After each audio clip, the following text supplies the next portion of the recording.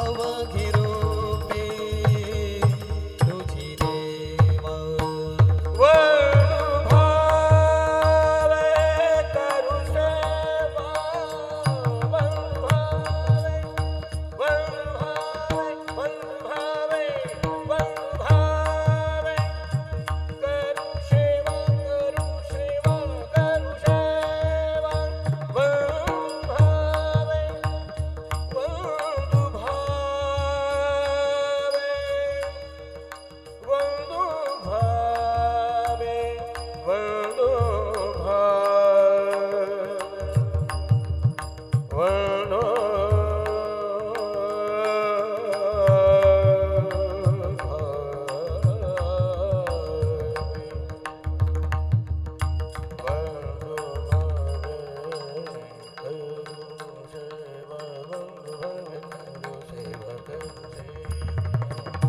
करू सेवा वळभावे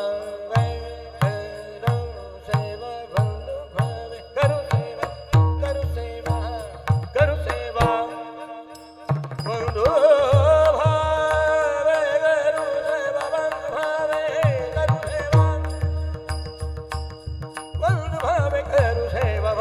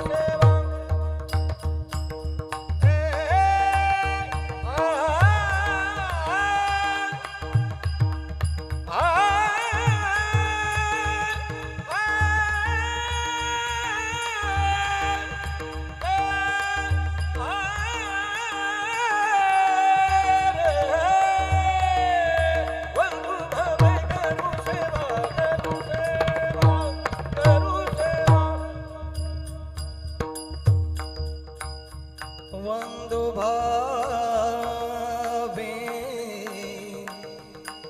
करो सेवा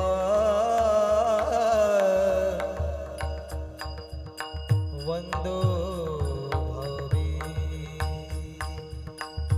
करो सेवा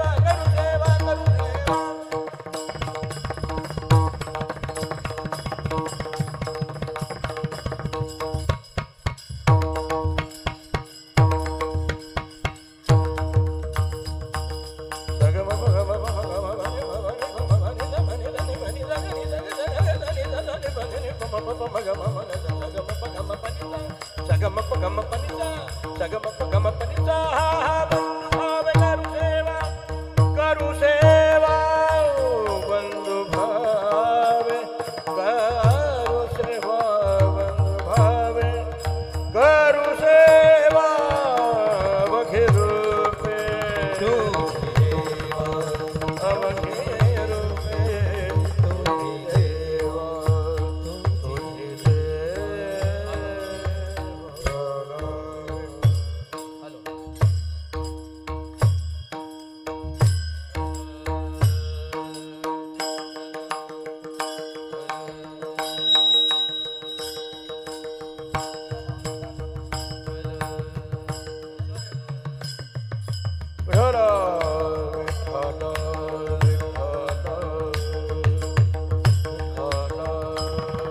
टाळी वाजवा, भजन करा. बोला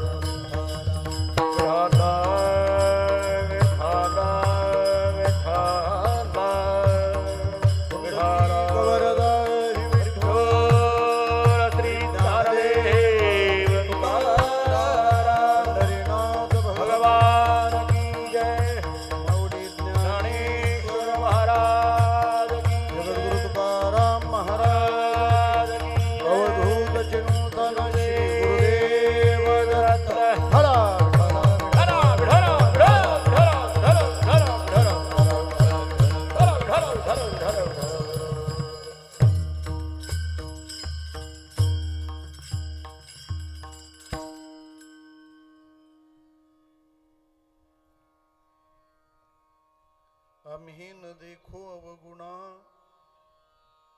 पापी पवित्र शहाणा अवघी रूपे तुझी देवा किंवा अवघी तुझे रूपे देवा वंदू भावे करू सेवा मज भक्ती सवे चाड ॲपवर त्यांनी मुक्ती सवे लिहिले ते चूक आहे मज भक्ती सवे चाड नेणे धातू पाषाण वाड अवघी रूपे तुझी देवा वंदू भावे करू सेवा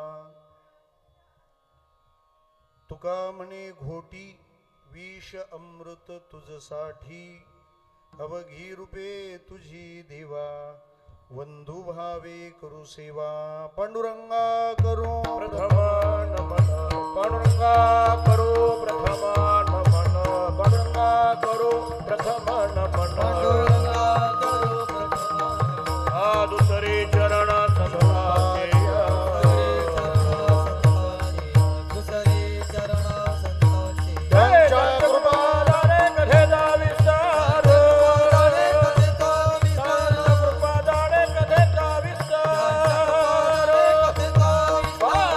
सद्गुरु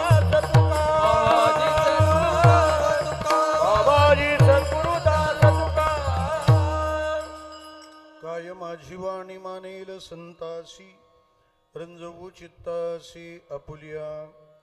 ओम नमो ज्ञानेश्वरा करुणाकरा दयाळा. तुमचा अनुग्रह लाधलो पावन झालो चराचरी. सेवे लागी सेवक झालो तुमच्या लागलो निज चरणा. अहो स्वामी तुकया देवा यावरी न करावा अवेर. सेवे लागी सेवक झालो तुमच्या लागलो निज चरणा. अहो स्वामी तुकया देवा न करावा सेवे लागी सेवक झालो तुमच्या लागलो निज चरणा. अहो स्वामी तुकया देवा यावरी न करा अवेर. सेवे लागी सेवक झालो तुमच्या लागलो निज चरणा. अहो स्वामी तुकया देवा यावरी न करा अवेर.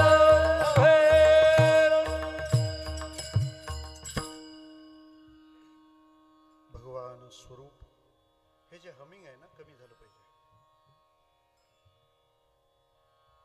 आपणा सर्व श्रोतृ वृंदांच्या जो बाहेर जातो ना त्याच्यापेक्षा हा जास्त ऐकू आला पाहिजे. मला तो ऐकू येता कामा नये. टेम्पो बिघडेल त्याने. ते कमी झालं तरी चालतं. स्ट्रोक कमी करा त्याचा. स्ट्रोक कमी करा. मॉनिटर मला जास्त ऐकू आला पाहिजे. हां हॅलो हॅलो हॅलो. हां अजून जास्त करा. हां आता असं व्यवस्थित. चांगल्या सवयी वाईट असतात. विठ्ठला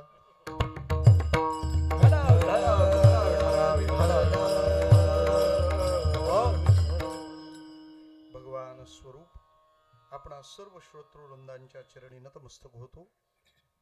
कीर्तन सेवेकरिता आपल्या पुढे सादर केलेला अभंग जगद्गुरु तुकाराम महाराज यांचा असून साधनेच्या वाटचालीतल्या सर्वोच्च स्थितीला पोहोचलेल्या साधूची भूमिका काय असते तो आपला जीवनानुभव व्यक्त करणारी ही रचना आहे. विठ्ठला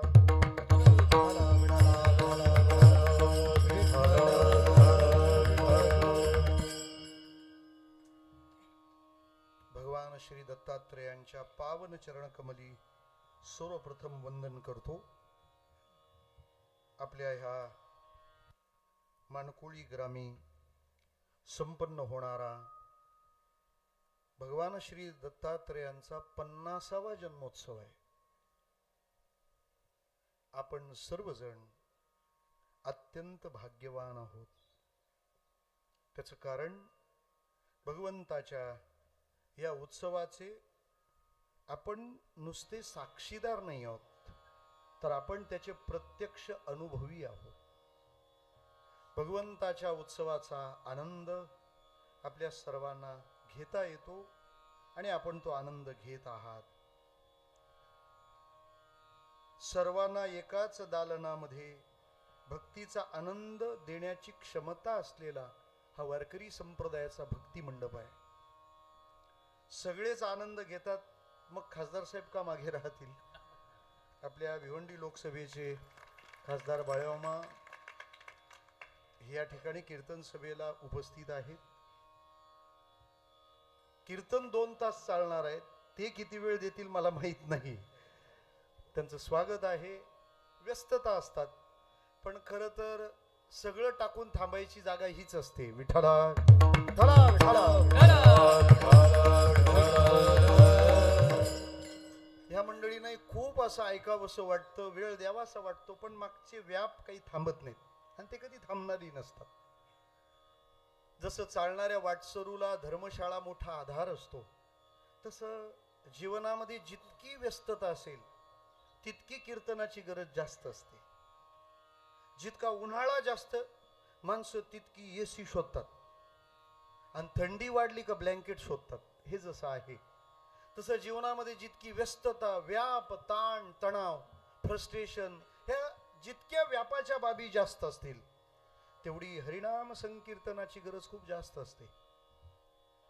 आणि खरं तर कीर्तन आम्ही ऐकत आलो आहोत पण कीर्तनाची गरज लक्षात यायला आपल्याला खूप मोठं व्हावं लागेल. बऱ्याच लोकांचा असा गैरसमज आहे ह्या बुवा लोकांना काही जमलं नाही म्हणून हबप झाली का काय. पण हे खरं नाहीये.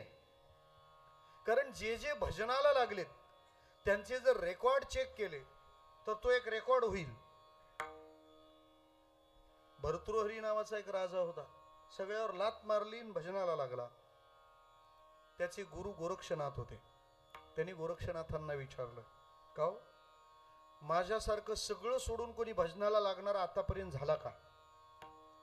त्याच्या ओवी आहे, भर्तृहरीनी राज्य टाकिली तेणे श्री गोरक्षा ते पुसिली. राज्य टाकून मुंडी झाले, कित्येक गेले भूपती, कोणी आहे का मीच पहिला? तेव्हा गोरक्षनाथ बोलले, तव श्री गोरक्षनाथ बोलती 99 कोटी भूपती, इतराची नाही गणती योगा प्रती निघाले. 99 कोटी ते गेलेत ज्यांच्या सातबाऱ्यावर आखी पृथ्वी होती. आपण तर एक एक एकरात पण नाही, आता गुंत्यात आलो विठाला. हे सगळं असताना भजनाची वाढ अधिक असते. आणि हे ज्यांना कळलं ना ते बरोबर त्याचा आनंद घेतात. दरवर्षी बद्रीनाथ मंदिर जेव्हा बंद होतं तर त्याच्या अगोदर 7-8 दिवसात एक उद्योजक जाऊन येतो भारतातला, मुकेश अंबानी. का बरं? काय कमी नाही ना ऍक्च्युली त्याला. उलट कधी कधी वाटतं देवाला जर कधी कमी पडले तर हात येतो का काय. इतकी संपन्नता, पण दर्शन घेऊन 2.5 कोटी रुपये देणगी दान बद्रीनाथ आणि केदारनाथ. का बरं? कळलंय त्यांना की आपण कितीही संपन्न झालो तरी आपल्या शांतीसाठी बद्रीनाथलाच गेलं पाहिजे. ते एकदम संपन्न आहेत म्हणून बद्रीनाथला जातात, आपले छोटे छोटे गोव्यालाच निघतात विठाला.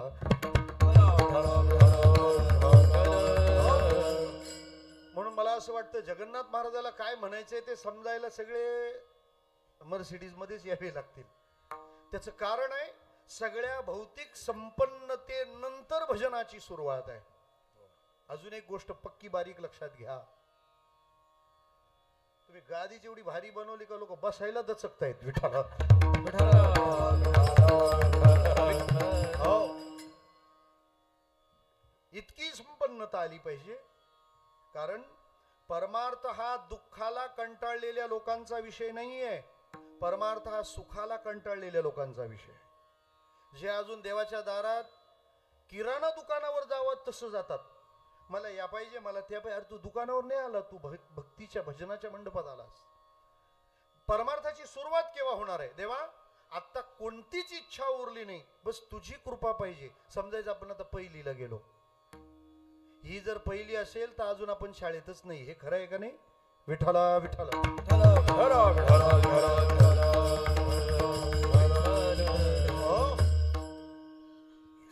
अशा आपल्या सर्वांच्या सोबतीने हा उत्सव संपन्न होतो. आणि खरंच आपला भिवंडी तालुका अत्यंत भाग्यवान आहे, अत्यंत भाग्यवान आहे. खासदार साहेब तर जाणतच आहेत, पाटील साहेबांचे सचिव तिथं राममाळी भाऊ पण बसलेत. आपण भिवंडीचा करावा तितका अभिमान थोडाच आहे. त्याचं कारण संपूर्ण कोकणाचा विचार जर केला तर संत मालिका पहिल्यांदा सुरू ज्या गावातून झाली ते गाव आपल्या भिवंडी तालुक्यात आहे, श्री क्षेत्र कवाड. चिदघन स्वामी सखाराम महाराज पहिले संत आपल्या या परंपरेतले. खूप मोठा अधिकार त्यांचा, खूप मोठा. आपण लय 200-400 किलोमीटरचे देव शोधतो, जरा जवळ पण काही चांगला असेल तर ते पाहिलं पाहिजे ना. जवळ सुद्धा चांगलं असू शकतं की नाही? नाही तर तुमच्या यादीत सगळे बाहेरचेच महाराज होते आता विठ्ठला. फक्त मी आरक्षणातून नसावं म्हणजे झालं. चिदघन स्वामी सखाराम महाराज इतका मोठा अधिकार त्यांचा, इतका मोठा अधिकार. तुम्हाला आश्चर्य सांगतो, आजही कधी गुरुवार रविवार मिळाला तर आपल्या मुलांना गाडीत घाला, लांब नेहमी नेता, पण पहिल्यांदा जवळच्या आपल्या क्षेत्रांमध्ये जाऊन या.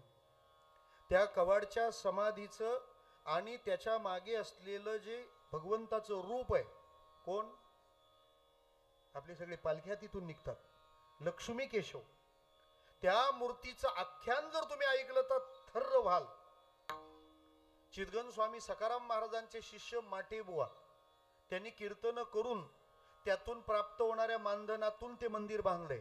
म्हणजे ते बांधता येईल एवढं दिले जायचे, अशा स्वरूपात ते मंदिर बांधलं गेलं. आणि सिद्धगंज स्वामी सखाराम महाराजांचं कुलदैवत होतं लक्ष्मी केशव. मग त्यांच्या समाधीच्या मागे लक्ष्मी केशवच बसवले पाहिजेत. मूर्ती बनवायला कोल्हापूरचा मूर्तिकार शोधला. पाषाणावर तिथं चांगलं काम होतं म्हणून ते दगडी तुळशी वृंदावन कोल्हापूरहून येतानाच आणता तुम्ही. तिथल्या मूर्तिकाराला सांगितलं, तू हा कवाडसाठी लागणारा लक्ष्मी केशव दे. त्यांनी सांगितलं, मला मूर्त्या चांगल्या घडवता येतात पण माझ्या डोळ्यात दोन्ही मोतीबिंदू आहेत, मला मूर्ती माणूस दिसे ना, मूर्ती काय घडवणार. माटेबुवांनी सांगितलं, चितगंज स्वामी सखाराम महाराजांची सेवा आहे, तुम्हाला मूर्ती घडवता येईल, तुम्ही नाही म्हणू नका. काय आमच्या कवाडच्या संताचं सामर्थ्य. दोन्ही डोळ्यात मोतीबिंदू असताना त्यांनी सखाराम महाराजांची सेवा म्हणून मूर्ती घडवायला सुरुवात केली. मूर्ती पूर्ण बनून झाली, दोन्ही डोळ्यातले मोतीबिंदू उडाले. अजून पुढे आहे का? आता पण एखाद्याचा दृष्टीदोष जर निवर्तला नाही तर त्यांनी चितगंज स्वामी सखाराम महाराजांच्या मंदिरातल्या लक्ष्मी केशवाचं दर्शन घ्या. डोळ्यातला दोष जाईल का नाही माहित नाही, पण दृष्टीतला दोष नक्की जाईल. मी लक्ष्मी केशवाला जेव्हा पहिल्यांदा पाहिलं माझ्या लाईफमध्ये, तेव्हापासून आतापर्यंत माझ्या मनातली एक वैयक्तिक आध्यात्मिक धारणा अशी आहे, देवा तुला जर कधी मला भेटावंसं वाटलं, इतक्या योग्य लायक जर तू समजशील मला, तर तू भेटताना कसा भेटशील, कवाडचा केशव आहे तसा. विठ्ठला.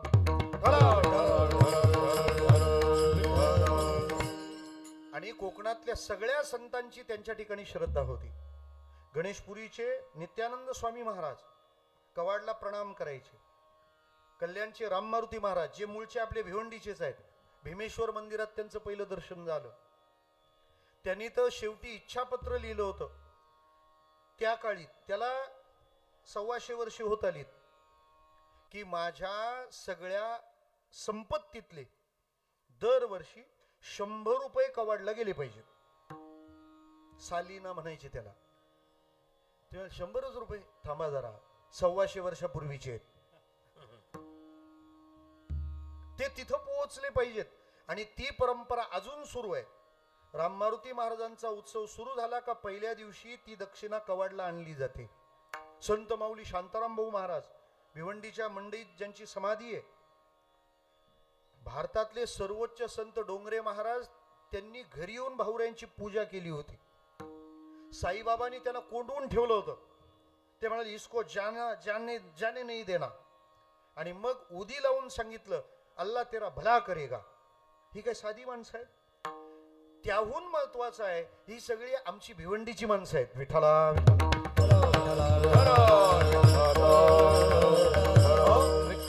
आपल्या जवळ काल्हेर गाव आहे, काशीनाथ बाबा गावागावात जाऊन ज्ञानेश्वरी पारायणाचं वेड लावलं, लोकांना निर्माण केली, भक्ती प्रीती निर्माण केली. तुमचं मानकोळी गावी त्यात मागं नाही. आमचे कोंडीराम महाराज ज्यांनी संन्यस्त होऊन ती दीक्षा धारण करून चारी आश्रमाचा परिपूर्ण आनंद घेतला, आपल्या करता भाविक जनांकरता ही गोष्ट अत्यंत अभिमानास्पद आहे. आणि अशा भिवंडीतलं हे मानकोली गाव आहे. उत्सव करता करता हे 50वे वर्ष आले.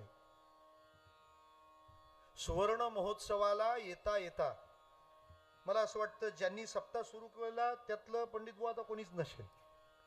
आणि आता जे करतायत ते कदाचित सुरू करताना नसतील. विठ्ठला.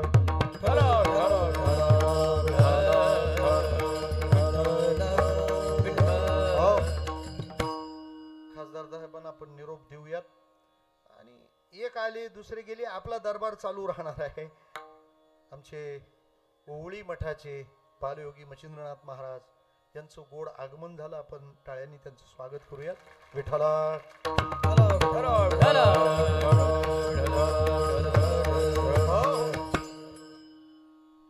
हा उत्सव अत्यंत भाग्याचा आहे.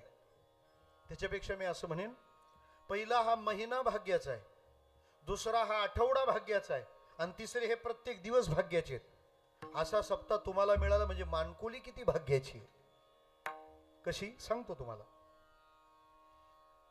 महिना भाग्याचा आहे कारण 12 महिन्यामध्ये भगवान श्रीकृष्ण म्हणतात कमी पडतंय हे अजून. मासानाम मार्गशीर्षोहम ऋतूनाम कुसुमाकरः. 10वा अध्याय पाहावा. देवानं विभूती योग सांगितला की महिन्यांमध्ये मार्गशीर्ष महिना माझी विभूती आहे. शब्द आहेत तसे. मासानाम मार्गशीर्षोहम म्हणजे मार्गशीर्षात मासाने खायचा असं नाही त्याचा अर्थ होत. तो कधीच नाही खायचा आहे विठाला.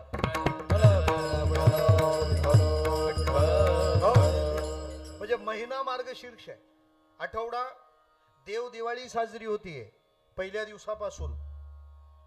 तेव्हा मग ही देव दिवाळी मग झाली ती जीव दिवाळी.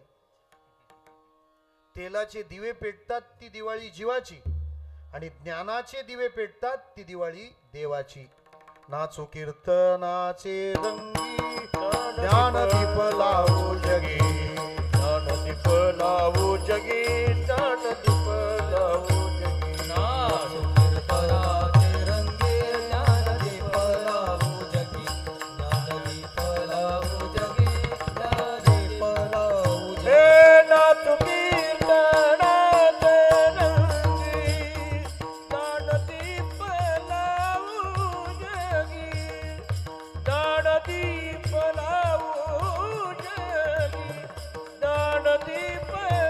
लावू जगी. ज्ञानदीप लावू जगी. नाचो कीर्तनाचे रंगी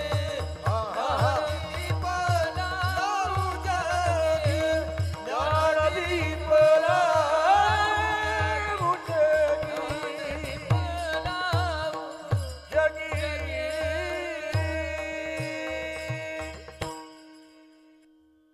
मानकुलीकरांनी सगळे मोठे चेक माझ्याच अकाउंटला डिपॉझिट केलेत वाटतं आज. सगळ्या प्रांतातल्या मोठ्यांची सभा आज उपस्थित आहे.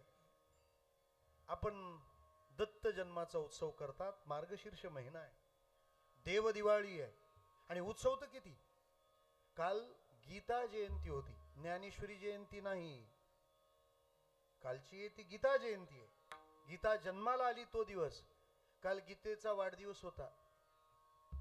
गीताचा नाही गीतेचा. काल आपण वाढदिवस जन्मदिवस साजरा केला. कितवा 5127 लिहून ठेवा विठाला.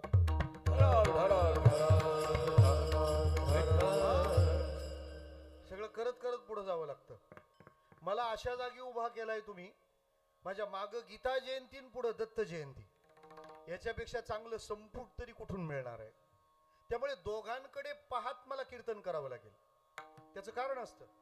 सिरियल मध्ये जेव्हा त्या दिवसाचं टेलिकास्ट लागतं तेव्हा डायरेक्ट त्या दिवसाची सुरुवात नाही दाखवत. मग रिकॅप असं मराठीत म्हणतात.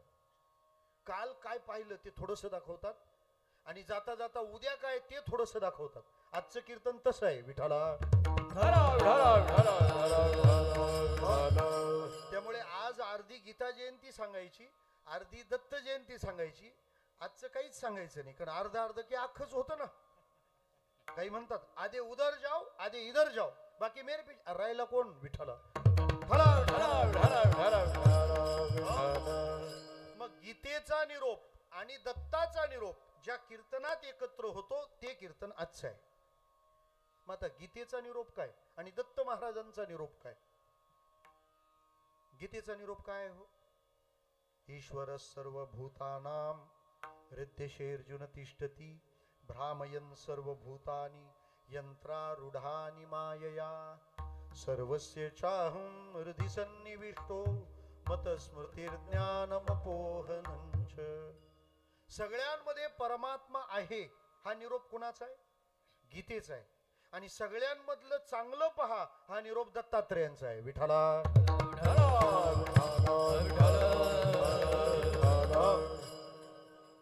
दोन निरोप कळले. गीतेचा निरोप कोणता. सगळ्यांमध्ये भगवंत आहे. आणि दत्त महाराजांचा निरोप कोणता. सगळ्यांमध्ये काही ना काही चांगलं आहे. लक्षात ठेवा. हे घेऊन जा असं म्हणणार नाही कारण आखच न्यायचं आहे विठाला. मला वाटतं दोन निरोप कळले तर आपल्याला आयुष्यात काहीच कमी पडणार नाही. सगळ्यात परमात्मा आहे. अडचणच संपली. आणि गीता आम्हाला ते शिकवते. आज जे वर्ल्ड क्लास प्रॉब्लेम्स आहेत ना, प्रॉब्लेमला पण क्लास असतो हा. आपला प्रॉब्लेम काय, शेजाऱ्याच्या बोरिंगला पाणी लागलं विठ्ठला.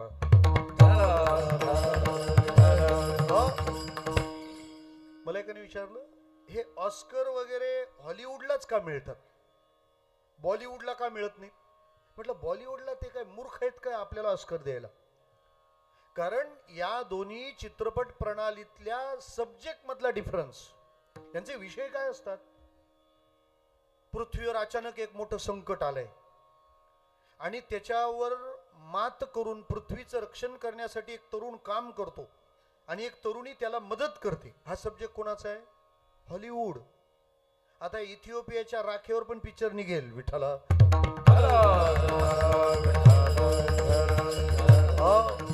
त्यामुळे 3 दिवस असं वाटत होतं कुठे नेऊन ठेवली थंडी आमची. आता राग बसली त्याच्यामुळे थंडी पण आली. विषय मोठा आहे आणि त्यातून त्यांचं संशोधन आहे. आपल्या पिक्चर मध्ये काय राहतं, काय ही नाही. त्या विलनने पोरीच्या बापाला कानाखाली वाजवली, हिरोने जाऊन त्या विलनच्या कानाखाली, संपला पिक्चर. याला ऑस्कर काय काय कोण वांग बटाटा पण देणार नाही विठ्ठला विठ्ठला. बरं त्या हिरोच्या आवाजात इतकी ताकद येते, तो नुसता आरडला तरी विलन आकाशात उडतो. काय काय फेकायची पण काय कमाल. याचा अर्थ असा आहे, तुमचे प्रॉब्लेम वर्ल्ड क्लास असले पाहिजेत आणि त्या वर्ल्ड क्लास प्रॉब्लेमच्या सोल्युशन साठी भगवद्गीता आहे. 2 देशांमध्ये भांडणं चालू आहेत सध्या, 2 ठिकाणी, युक्रेन आणि रशिया. दुसरं भांडण चालू आहे इस्रायल अँड फिलिस्तीन. बरोबर आहेत ना अपडेट? हे दोन्ही प्रॉब्लेम एका मिनिटात फक्त भगवद्गीता सोडवू शकते. ज्ञानेश्वरी तिची उत्तर आहेत. या 2 भांडणांची कारणं सुद्धा 2 आहेत. युक्रेन आणि रशिया का भांडते? रशियाला युक्रेनचा भूभाग हवा आहे कारण युरेनियमचे साठे आहेत. फिलिस्तीन इस्रायल धर्म हे त्यांच्या भांडणाचं कारण आहे. आमची भगवद्गीता, आमची ज्ञानेश्वरी सांगते युक्रेन आणि रशियाने भांडू नये. काय कारण? हे विश्वची माझे घर, ऐसी मती जयाची स्थिर, किंबहुना चराचर आपणची झाला. भांडण सुटू शकतं की नाही? ते भांडणच सुटत नाही, एकमेकाला मदतीला लागतात. ते क्रेन आणि रशी, मग युक्रेन रशिया तेच आहे ना विठाला.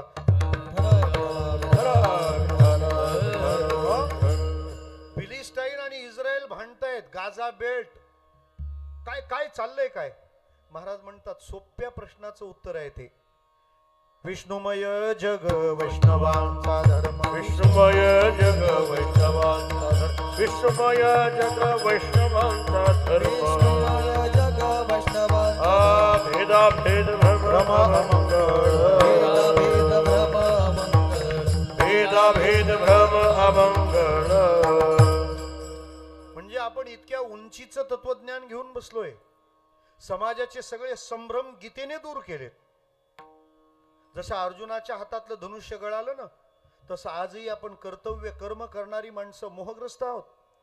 न्यायाने चालू का नको चालू, सत्याचा मार्ग धरू का नको धरू, सगळीकडे प्रश्न आहे. अर्जुन मोहग्रस्त आहे, गीता त्याला मोहातून बाहेर काढते. लढायला मोठ्या जोशात आला होता, कृष्णाने सांगितलं लढायचंय तुला. जोशात आलेला ते धनुष्यबाण खाली ठेवलं. कृष्णाने विचारलं काय झालं? तो कसं काय युद्ध करू? म्हणे का समोर आपले आहेत. भगवान म्हणाले आपले आहेत तर मग समोर काय आहेत विठाला.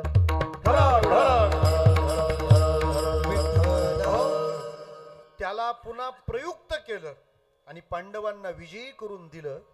गीता चांगल्या माणसाला विजयी करण्यासाठीचा ग्रंथ आहे. कारण विजयी जो होईल त्याचे विचार समाज स्वीकारत असतो. त्याच्यामुळे चांगल्या पद्धतीने जगणाऱ्या माणसावर खूप जबाबदारी आहेत. नीतीने वागणाऱ्या माणसाबद्दल सहानुभूतीने कोणी काढली पाहिजे. आपल्याला पण कोणी बोललं नाही पाहिजे खऱ्या माणसाला पाहा ना कसे दिवस आले. तुम्ही खरे वागत असाल तर सक्सेसफुल होणं कंपल्सरी विठाला. मी तर म्हणतो जो दुराचरणाने वागतो ना त्याला काहीच प्रॉब्लेम नाही, पण ज्यांनी माळ घातली त्याने आनंदी राहिलं पाहिजे. माळ घातलेला माणूस जर टेन्शन मध्ये दिसला ना बाकीचे घालणार नाही, घातले ते पण काढायची वारी. ती मोठी जबाबदारी आहे आपल्यावर. आपण व्यवस्थितच असलं पाहिजे. सोपं सांगू तुम्हाला, भांडण करणाराची गाडी भारी पाहिजे का भजन करणाराची? विठ्ठला, ते भांडण करणारे भाऱ्या भारी गाड्या घेऊन येतात आणि भजन करणारे टमटम. टमटम कळते? Mini door. मिनी जिला कवा डोर पाहिला नाही तिला मिनी डोर म्हणतात. विठ्ठला, तबला राहील तर डग्गा पडेल अशी गाडी बुवा लोकांच्या वाट्याला. असं चालणार नाही. सत्कार्याला, सद्विचारांना प्रतिष्ठा आली पाहिजे. ही गीता जयंतीचा आपल्याला निरोप आहे. आणि दत्त जयंती काय निरोप देते? या जगात तुम्ही फिराल ना तेव्हा तुम्हाला तुमचं जीवन सजवायचं आहे. एक लक्षात घ्या, फुलदाणी विकणारा असतो ना, तो फक्त भांड विकतो का फुलं पण देतो? नाही, तो फक्त भांड देतो. त्याच्यात तुम्ही फुलांनी ती फुलदाणी सजवायची आहे. तसं देवानं देताना हे भांड दिलंय, याच्यात जितकी चांगली फुलं ठेवता येतील तेवढी फुलदाणी सुंदर होईल. मग ही फुलदाणीतली फुलं आणायची कुठून? संत म्हणतात दिसेल त्या बगीच्यातून काढा. विठ्ठला, हे आपल्याला कोण शिकविल? त्याची एक छोटीशी कथा आहे. झालं असं, दत्त महाराज छान पोहुडले होते, मलंग अवस्था होती, अंगावरचे वस्त्र मळके होते आणि समोरून एक राजा आला. त्या राजाने दत्त महाराजांकडे पाहिलं. वेश फकीराचा, मलंगाचा आहे, अंगावरची वस्त्र मळकी आहेत, परंतु चेहऱ्यावरची प्रसन्नता पाहिली आणि तो राजा त्या दत्त महाराजांच्या प्रेमात पडला. तो म्हणतो माझ्याकडे सगळी श्रीमंती संपन्नता आहे, पण चर्येवरची प्रसन्नता कुठून आणू? कारण तो कुठल्या पार्लरचा मेकअप नसतो. विठ्ठला,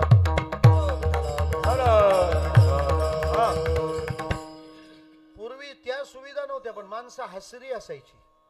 आता सगळ्या सुविधा आल्या आणि कॅमेरामॅन सांगतो मॅडम प्लीज स्माईल.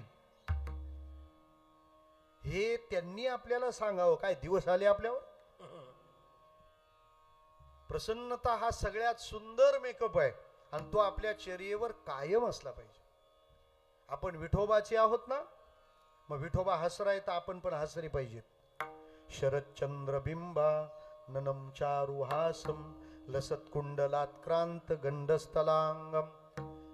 परमात्मा हसराय, मग त्याचा आसरा आपण घेतलाय तर आपण हसराच पाहिजे ना.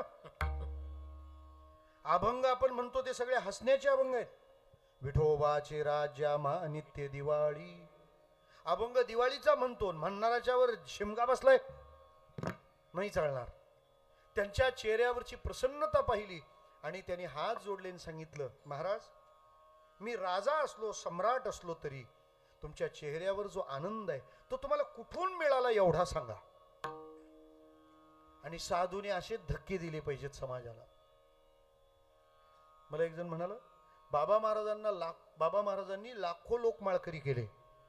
मी त्याला म्हटलं लाखो लोक बाबा महाराजांना ऐकून नाही माळकरी झाले, बघून माळकरी झाले. हा माणूस निराळा दिसतो. विठ्ठला,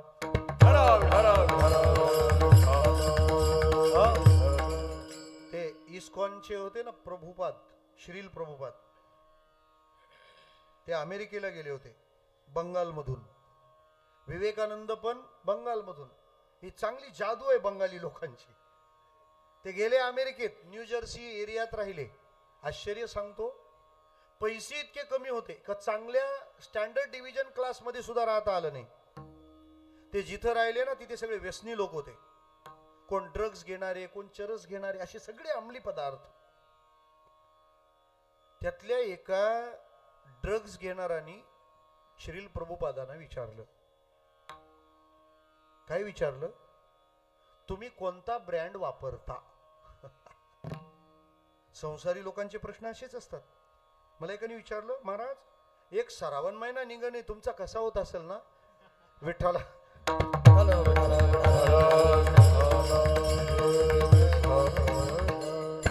आता त्याला भजनाचा आनंद काय माहिती?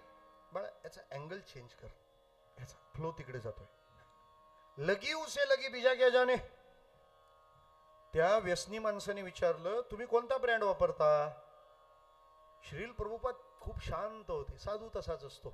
ते शांतपणे म्हणाले, मी आहे ना, मी ब्रँड वापरतो ना, ब्रँड वापरतो.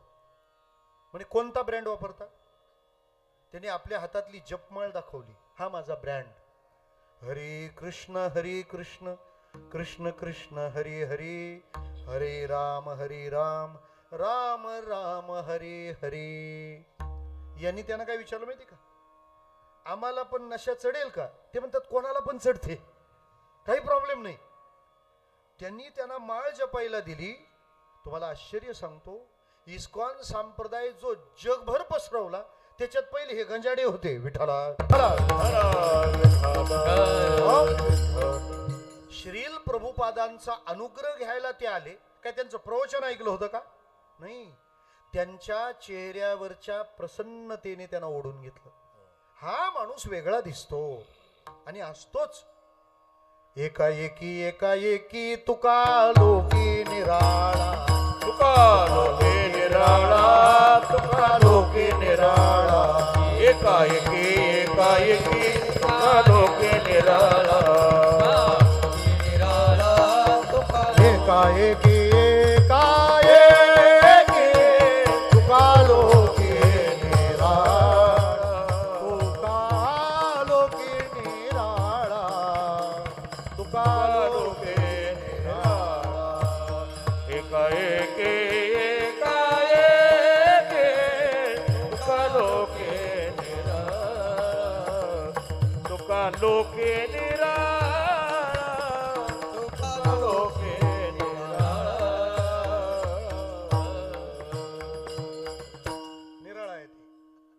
आहे ती. एकाएकी तुका लोकी निराळा. हा महात्मा निराळा दिसतो. कोणी बघितलं? राजाने. कुणाला? दत्त महाराजांना. आणि एकच प्रश्न विचारला, हा आनंद तुम्ही कुठून कमावला सांगा. साधू काही लपवत नाही, संसारी माणसं काहीच सांगत नाही. विठ्ठला हा पॉइंट लक्षात ठेवा. मी जरा फाट्यावरून आज जाऊन येतो. एकाने एक पुस्तक छापलं, श्रीमंत होण्याचे 100 उपाय. फालतू गोष्टीत माणसानं लई रस राहतो. काय? श्रीमंत होण्याचे 100 उपाय. घेतली पुस्तक, खपली 5 मिनिटात. एक पक्का बुद्धिवान होता, एखादा असावा, असतो. त्यांनी जाऊन विचारलं, का श्रीमंत होण्याचे 100 उपाय तुम्ही छापले, याच्यातलं तुम्ही कोणता वापरला? हे फार महत्वाचं आहे.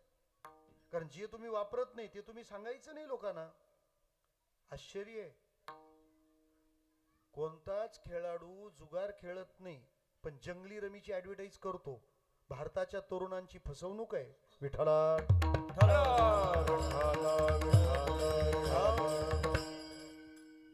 भारताचा जो बजेट आहे त्याच्यामध्ये 1200 कोटी रुपये फक्त थुंकलेलं साफ करायला लागतात स्वच्छतेसाठी. माझी शासनाला विनंती आहे की हे 1200 कोटी रुपये अमिताभ बच्चन, अजय देवगण यांच्याकडूनच घ्या. विठ्ठला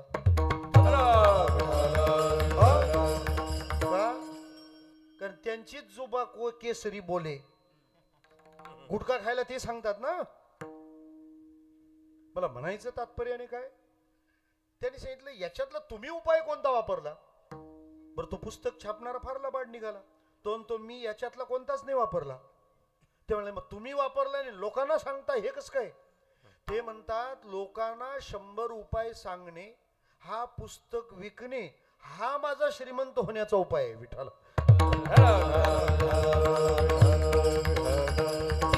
अशी श्रीमंत व्हायची पुस्तकं वाचून फक्त पुस्तक छापणारे श्रीमंत होतात. 2 वाक्याचा विनोद सांगू. विनोद सांगू असं सांगून सांगणं हा पण विनोद आहे. बरं, आपल्याला सगळंच चालतं, त्याचा काही प्रश्नच नाही.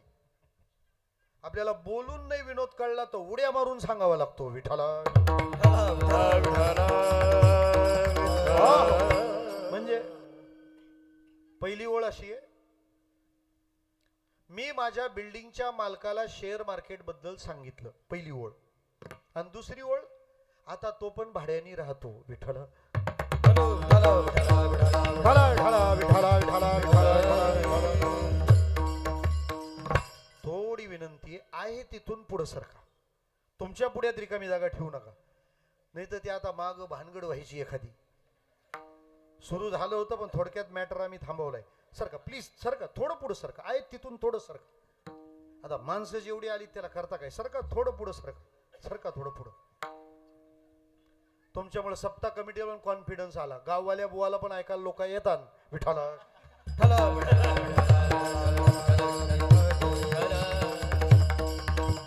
हो हो, खरोखर पुढं सरका. जागाच नाही ठेवायची. आपण गावात सरका ना पुढं, तिथं मला जागा दिसते पुढे. सरका पुढं सरका, खरोखर पुढं सरका. खांबाला टेकलेले सोडून बाकी सगळे पुढं सरका, कारण त्यांचा वॉर्ड महत्व. तुम्हाला काय फरक आहे कुठं पण फॉर्म भरला तरी. आपण नाही का आपला अंगणा संपल्यावर पण रस्त्यात दगडी लावतो तसे सरका थोडे पुढं. विठाला विठाला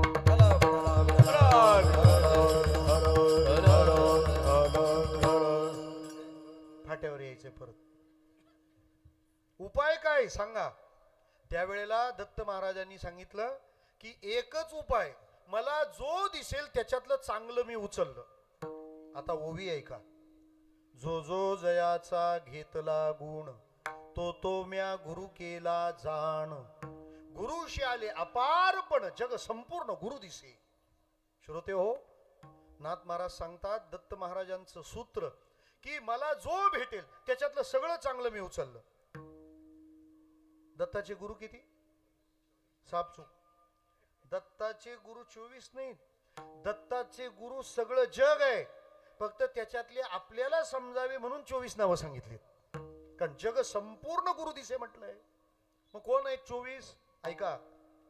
पृथ्वी वायुर आकाशम अपोग्निश्चंद्रमा रवी कपोतो अजगर सिंधू पतंगो मधुकृत गजः मधुहा हरिणो मीना पिंगला कुररोर्भक कुमारी शर्कृत सर्प उर्णना बी सुपेशकृत. किती झाले? 8.5. ही 24 जणांची यादी आहे. या 24 जणांमध्ये काही चांगले पण काही चांगले नाहीत, पण त्यांच्यातून पण आम्ही चांगलं शिकलो. आणखी सोपं बोलू, ज्याला चांगलं शिकायचं आहे ना त्याच्या भांगेवर पण तुळस उगवते, आणि ज्याला वाईटच घ्यायचं आहे ना ते अमृतात पण विष कालवतं. विठाला विठाला आहे अमृत पण कालवतं विषच. आणि जे चांगलं आहे ना मग ते इथं भांगेवर पण तुळस उगवते. चांगलं घेण्यासारखं मिळतं आपल्याला. म्हणजे आता ही जी नावं सांगितली ना त्याच्यामध्ये पिंगला हे नाव वेश्येच आहे. आता वेश्येकडून काय शिकण्यासारखं आहे? वेश्या अपमान करण्यासारखी नाही आहे. आपल्या कुटुंब व्यवस्थेवर वेश्येचे उपकार आहेत. आपले गैरसमज दूर करा प्लीज. एखाद्या समारंभात एखादी वेश्या किंवा एखादी अभिनेत्री आली तर मला असं वाटतं त्या अभिनेत्रीचा सन्मान नंतर करा, वेश्येचा आधी करा. त्याचं कारण समाजातल्या स्वैर विकारांचा जो एक लोट येतोय तो या वेश्या भगिनींनी अडवून धरलाय. नाही तर आमच्या कुटुंब व्यवस्था नीट राहिल्या नसत्या. त्यांचे उपकार आहेत तुमच्यावर. तुम्ही सुरक्षित आहात ना, त्यांनी विकार अडवलेत म्हणून. मग त्यांनी जर विकार अडवलेत आणि तुम्ही जर सुरक्षित असेल तर मग मेहंदी काढायला पोरगीच बोलवत जा. विठाला पार्लर वाली मुलगीच असू द्या. विठाला विठाला. आणि शेवट सांगतो ती हिंदू असू द्या. विठाला. ह्या पण आम्ही सांगायचं का? आता सांगावं लागणार आहे. बाहेरच्या येणाऱ्यांना काय माहिती इथली दुःख काय. आमची माती आमची माणसं, आमच्या माणसांची माती होऊ नये म्हणून. विठाला. स्वातंत्र्याच्या नावाखाली तुम्ही ज्या दिशेनं निघालात ती दिशा तुम्हाला धोक्यात आणणारी आहेत. आणि तुम्ही एकटे अडचणीत नाही येणार, तुम्ही तुमच्या नवऱ्याला, भावंडांना, मुलांना पण अडचणीत आणाल. सीतेला धोका नसतो पण लक्ष्मण रेषेच्या आत राहिली तर. विठाला. वेश्यांचे उपकार आहेत.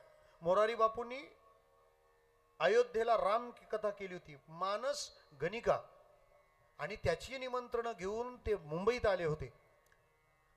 मुंबईतला सगळ्यात मोठा रेड लाईट एरिया कामाठीपुरा, ते तिथं गेले आणि त्या सगळ्यांना खणा नारळाने त्या वेश्यांची ओटी भरली आणि त्यांना सांगितलं, आपको आना पडेगा, ये कोई कथावाचक न्योता लेके नहीं आया, बेटियों तुम्हारा बाप तुम्हें बुला रहा है. त्या वेश्यांना पहिल्यांदा कोणीतरी माझा पिता मला बोलावतोय असा अनुभव आला. त्या सगळ्या वेश्यांच्या नेत्रातून घळघळ घळघळ अश्रू वाहिले आणि त्या सगळ्या वेश्यांना बापूंनी विमानाने अयोध्येला नेलं आणि त्यांच्यासाठी कथा केली. ही साधू परंपरा आहे भारताची. ते निमंत्रण द्यायला महाराष्ट्रातच का आले? कारण वेश्यांना महाराष्ट्राने पहिल्यांदा प्रतिष्ठा दिली. कानोपात्रा ही श्यामा नावाच्या गणिकेची कन्या होती, जिची समाधी पांडुरंगाच्या दापायाजवळ आहे. विठाला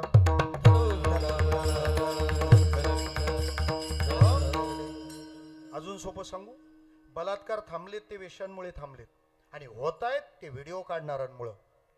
माझी सगळ्या अभिनेत्री भगिनींना हात जोडून विनंती आहे, तुम्हाला अभिनयाची कला आहे ना, तर चांगलं चित्रीकरण करा. माऊल्यांनो, चांगलं चित्रीकरण करा. तुम्ही शूटिंग जिथं करताना तो कम्फर्ट झोन असतो, पण तुमच्यामुळे आमच्या किती भगिनी डेंजर झोन मध्ये जातात हे तुम्हाला कोणी सांगायचं? तुम्ही एक चांगला व्हिडिओ आज मोबाईलवर शोधायला, मी फार प्रॅक्टिकल बोलणार आहे कारण मी तुमचा आहे. एक चांगला व्हिडिओ शोधायला जा, 1000 घाणेरडे व्हिडिओ येतील. अभिनय करणारी कोणतरी स्त्रीच आहे ना. पुरुषाच्या मनाला नेहमी क्युरिओसिटी असते की स्त्रीच्या मनात काय चाललंय, आणि जेव्हा त्याला ते जाणता येत नाही तो तेव्हा अशा व्हिडिओज मधून अर्थ काढतो आणि कुठेतरी मालेगाव मधली एखादी 4 वर्षाची यज्ञा बळी पडते. विठाला माऊल्यांनो, तुम्हाला अभिनय करायचा आहे ना, आमच्या राजमाता जिजाऊचा अभिनय करा. समाजाला स्त्रियांचा राखणदार छत्रपती शिवाजी महाराज मिळतील. अरे पुण्यश्लोक अहिल्या माता होळकरांचा अभिनय करा. भारतातली मंदिरं सुरक्षित राहतील. आपण भाग्यवान आहोत, मोदींसारखे पंतप्रधान आपल्याला उपलब्ध झाले. 500 वर्षानंतर ध्वज फडकला अयोध्येत. किती जण अयोध्येला जाऊन आले? हात वर करा, करा करा हात वर. रामाचं आत्ता अयोध्या मंदिरात दर्शन करून आले. बस बस बस. तुम्ही हात वर केल्यामुळे ज्यांच्या हात खाली आहेत ते भाग्यवंत मला कळले. काला झाला का पहिले ताजी टिकटाकाराला अयोध्येला जाऊन या, तवर मला तोंड दाखवू नका. विठ्ठला विठ्ठला. मी तुम्हाला सोपं सांगतो, भारताचं तारुण्य नासवण्याची सुपारी घेतली बाहेरच्या लोकांनी आणि त्यामुळे घाणेरडे व्हिडिओ. पोर्नोग्राफीची गरज काय आहे? काय सेक्सी व्हिडिओज दिले जातात आमचं तारुण्य नासतं म्हणून. ज्या तरुणाईनं ध्येयवादाने जगायचं ते याच्यात गुंतले की संपले. ते तर शोधतच राहतात कोणाचा वायफाय पासवर्ड फ्री आहे. विठाला त्यामुळे तुम्ही चांगलं द्या ना, आणि याचे रिझल्ट येतात. माझा सर्वे अत्यंत पोलाईट आहे. दरवर्षी 15-16 फेब्रुवारीच्या पेपरात घाणेरड्या बातम्या यायच्या. 2025 पहिला अपवाद आहे ज्या वेळेला व्हॅलेंटाईन डे नंतर एकही घाणेरडी बातमी आली नाही. Y reason? एकच कारण, 14 फेब्रुवारीला छावा पिक्चर रिलीज झाला. सगळी तरुणाई संभाजी महाराजांच्या प्रेमात. विठाला मला 2 गोष्टी सांगायच्या होत्या. वेश्या समाजाच्या बद्दल आपण कृतज्ञता व्यक्त केली पाहिजे. त्या वेश्येत दत्त महाराजांना चांगलं दिसलं. काय चांगलं दिसलं? विद्याच्या नगरीत ती पिंगला होती, सगळा शृंगार करून थांबली होती. एखादा पुरुष येईल आणि माझं समाधान करील. रात्र उलटून गेली, कोणीही आलं नाही. शेवटी चालणाऱ्या एका पुरुषाकडे तिने पायाच्या बोटात असा एक खडा उचलला, हातात घेतला आणि त्याला मारला. त्याने ढुंकून सुद्धा पाहिलं नाही. रात्र उलटल्यावर तिच्या मनात वैराग्य जाग झालं. ज्यांच्याकडून मी सुखाची कामना करते ते स्वतः सुखी आहेत. एकादशीच्या घरी शिवरात्र पाहुणी, त्यांच्या जीवनातलंच दुःख त्यांना दूर करता आलं नाही. म्हणजे स्वतः उपवाशी आहेत ते दुसऱ्याला काय तृप्त करतील? मग मी त्यांच्याकडून सुखाची आशा का करते? मी सुख माझ्या भगवंताकडून मिळवलं पाहिजे. आपुला तो एक देव करुणी घ्यावा, आपुला तो एक देव करुणी घ्यावा. तेने विण जीवा सुख नोहे, सुख नोहे. तेरे विण जीवा सुख नोहे, सुख नोहे.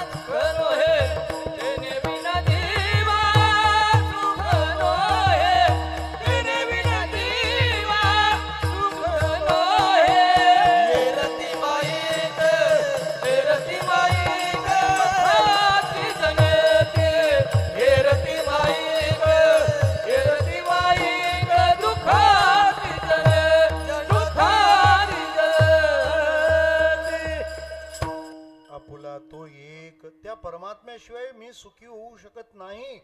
त्या पिंगलेला वैराग्य निर्माण झालं तसं मला निर्माण होत आहे असं दत्त महाराज म्हणतात. म्हणजे ज्यांच्यात गुण आहेत त्यांच्याकडून तर ते गुण शिकतात, पण ज्यांच्यात दोष आहेत त्या दोषाकडे पाहून पण ते गुणच घेतात. जर दत्त महाराज सगळ्यात गुण पाहत असतील तर आपण का अवगुण पहा. तुकोबाराय या भूमिकेवर आज आहेत जे पहिल्या चरणात सांगतात. आम्ही न देखो अवगुणा, आम्ही न देखो अवगुणा, आम्ही न देखो अवगुणा, आम्ही न देखो अवगुणा. आम्ही न देखो अवगुणा, अवगुणा, आम्ही न देखो अवगुणा, आम्ही न देखो अवगुणा, आम्ही न देखो अवगुणा. आम्ही न देखो अवगुणा, आम्ही न देखो अवगुणा, आम्ही न देखो अवगुणा, आम्ही न देखो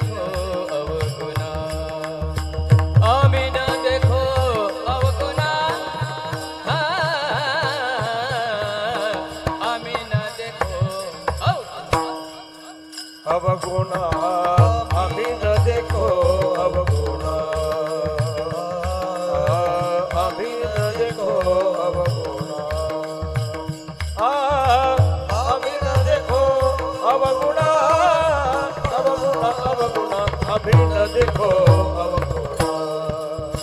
पापी पवित्र शहाणा, पापी पवित्र पापी पवित्र शहाणा, पापी पवित्र जाना, पापी पवित्र शहाणा, अवघे रूपी तुझी देवा, अवघे रूपी तुझी देवा, अवघे रूपे तुझी देवा, अवघे रूपे तुझे देवा, देवा, अवघे रूपे तुझी देवा, अवघे रूपे तुझी देवा, अवघे रूपे तुझी देवा, अवघे रूपे तुझी देवा, देवा. देखो अवगुणा, आम्ही न देखो अवगुणा, अभी न देखो अवगुणा, अभी न देखो अवगुणा. पापी पवित्र शहाणा, पापी पवित्र शहाणा, अवघी रूपे तुझी देवा, हो अवघी रूपे तुझी ये देवा. पापी पवित्र शहाणा, पापी पवित्र शहाणा, अवघी रूपे तुझी देवा, देवा, अवघी रूपे तुझी देवा.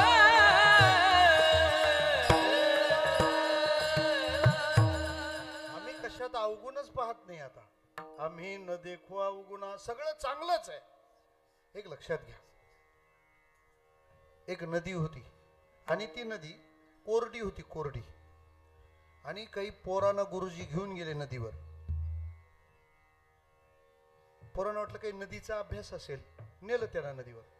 नेल्यानंतर त्यांना विचारलं नदी कशी वाटते. ते पोरं म्हणाले नदी खड्ड्या खड्ड्याची असते. का नदी काय होती, कोरडी होती. आणि मग कोरड्या नदीत सगळं सारखं नसतं. एखादा खेळावर यायचा, ठोकून टाकायचा लगेच, विठाला ठला ठला ठला ठला ठला. असा खेळा येणं चूक आहे. असो, ती पोरं काय म्हणाली नदी कशी असते, खड्ड्या खड्ड्यांची असते म्हणे. कारण ते भाजीपालावाले तिच्यात मध्ये खड्डा मारतात. काय म्हणतात त्याला, नदीमध्ये जो एक मोठा खड्डा करतात त्याला काय म्हणतात, डवरा. डवरा कवरा का असे ना तो तो डवराच, त्याला डोह म्हणतात. ते पोरं काय म्हणाले, नदी अशी खड्ड्या खड्ड्यांची असते. पावसाळा सुरू झाला आणि तुम्हाला सांगतो इतका पाऊस पडला की नद्या भरभरून वाहायला लागल्या. कीर्तनाला न येणारी लोक तेव्हा लय बाहेर पडतात रात्री विठाला.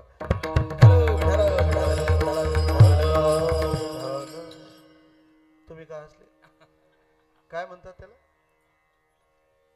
वल्गन सिक्रेटच ओपन केलं तुम्ही तर. उल्लंघन नका करू बा. असा पूर आला नदीला आणि गुरुजी म्हणाले पोरांना चला आपल्याला परत जायचं. ते सगळे घेऊन गेले आणि त्यांना मग विचारलं आता नदी कशी दिसते. आता पोरं म्हणले आता ती आता खड्ड्या खड्ड्यांची नाहीये, मग आता नदी एकसारखी सपाट आहे. मी तुम्हाला विचारतो मग नदी खड्ड्या खड्ड्यांची असते का सपाट असते.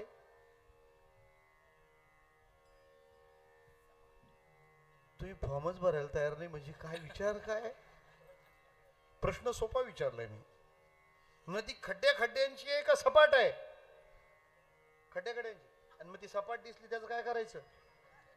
याचं उत्तर असं आहे नदी जोपर्यंत कोरडी आहे रिकामी आहे तोपर्यंत ती अशी खड्ड्या खड्ड्यांची आहे. नदी जेव्हा भरते तेव्हा ती सपाट आणि समान होते. भक्तीचा बोध जोपर्यंत भरला नाही ना तोपर्यंत सगळ्या माणसांमध्ये असे खड्डे खड्डे दिसतात. ज्या दिवशी बोध पूर्ण भरतो तेव्हा एक सारखं सगळं समान. आम्ही न देखो अवगुणा विठाला.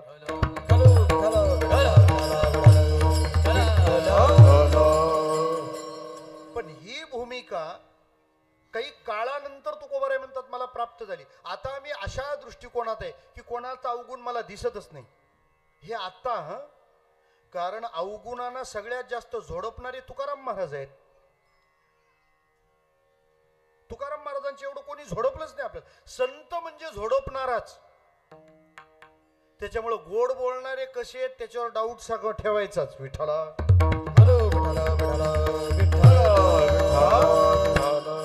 मला सांगा औषध गोड असतं का कडू असतं. एक जण मला औषध साखरेसारखं गोड आहे. अरे साखरेसारखं औषधच नसतं. औषध नेहमी कडू असतं. ते पटायला पचायला जड जातं. तुकाराम महाराजांनी किती झोडपलेत आपल्याला. तुम्ही भांडणात काही एकमेकाला शिव्या देत असाल एवढ्या डेंजर शिव्या संतांनी दिल्यात आपल्याला. आता ते आपण ओव्या म्हणून शिव्या गातो ही शोभा आहे आपली विठाला. नाथांचा हरिपाठ माहितीये आपण चाल लावून म्हणतो. ऍक्च्युली चाल लावून ते शिव्या आहेत सगळ्या. भक्ती विण पशु कशास आपल्याला शिव्या दिल्यात. ते चाल कुठं लावता विठाला. नाथ महाराज शांती ब्रह्म ना, पण त्यांच्या एवढ्या डेंजर शिव्या कोणीच दिल्या नाही. म्हणजे संतांना राग येतो याच्यापेक्षा आपल्याला पाहून त्यांना आला म्हणजे दोषी आपण आहोत. संत म्हणतील उगाच आम्हाला राग आणू नका असं म्हणतो ना आपण. एक जण म्हणाला तुकाराम महाराजांना हा नामस्मरण का करत नाही. सगळ्यांनी सांगितलं तरी. महाराज म्हणाले त्याचे पप्पा दोन असतील विठाला. अशा शिव्या देईल कोणी भांडणार मारतील धरून आपल्याला. पण संतांनी दिले त्या शिव्यांचं पारायण आहे. नाम न वदे ज्याची वाचा तो लेख दो बापाचा विठाला.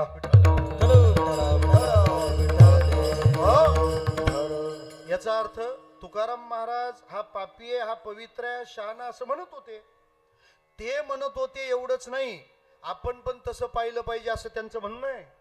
संत नवती जगा सारिखे संत नवती जगा मानसाच्या सारिखे संत नवती जगा मानसाच्या सारिखे संत नवती जगा मानसाच्या सारिखे रुद्र नदी नव्हे पैगाम नदी नव्हे पाषाण म्हणू नये लिंगा. पाषाण म्हणू नये लिंगा. संत नवती जगा मानसाच्या सारिखे संत नवती जगा मानसाच्या संत नवती जगा मानसाच्या सारिखे संत नवती जगा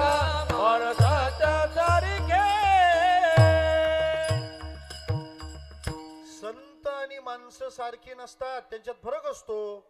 आता श्रोते ने फुलबाजीवाले सारखे नाही आहेत. तुम्ही अभंगाचं निरूपण ऐकता, त्यानं सांगली 8:30ला लावायचा विठ्ठला. तुम्ही अख्खे दिवे जरी लावले तरी माझा अभंग सुटल्याशिवाय तुम्हाला एकाला सोडणार नाहीये विठ्ठला विठ्ठला.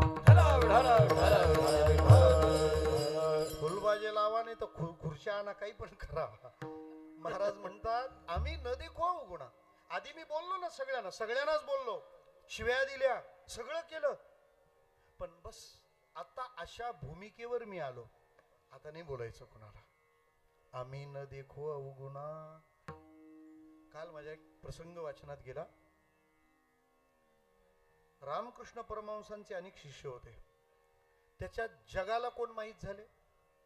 विवेकानंद. विवेकानंदांमुळे रामकृष्ण माहीत झाले. खरं तर असं आहे, ते गुरुची जाहिरात शिष्यानी करायची असते. विठ्ठला विठ्ठला.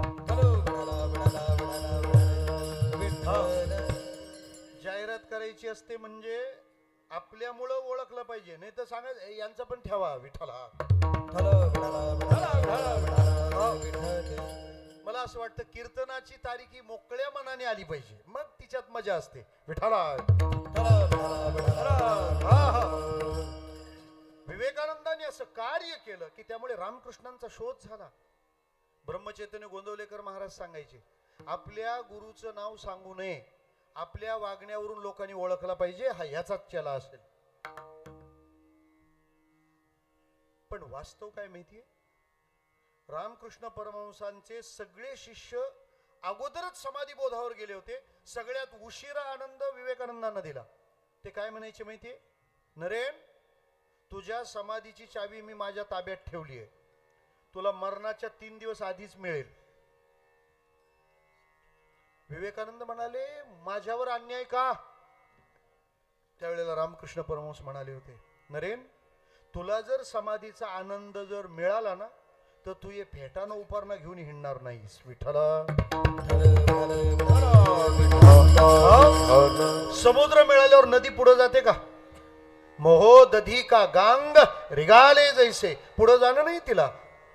अवघ्या झाल्या उर्मी एकमय गंगा सागर संगमी.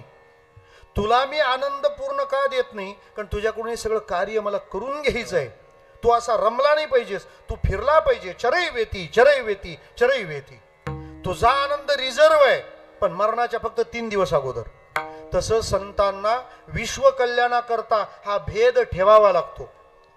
ही व्यवस्था आहे, तसं करावंच लागतं, त्याला इलाज नाही. महाराज म्हणतात, आम्ही त्या वेळेला जे जे अवगुण दिसले त्याच्यावर भाष्य केलंय. वेशा नाही बोल अवगुणा दुशिले. अवगुणांची निंदा केली आम्ही, परखड निंदा. मग सगळ्यात भगवंत आहे तरी हा भेद करावा लागला, कारण तो व्यवहार आहे. मला सांगा, पाण्याचं रेणुसूत्र काय?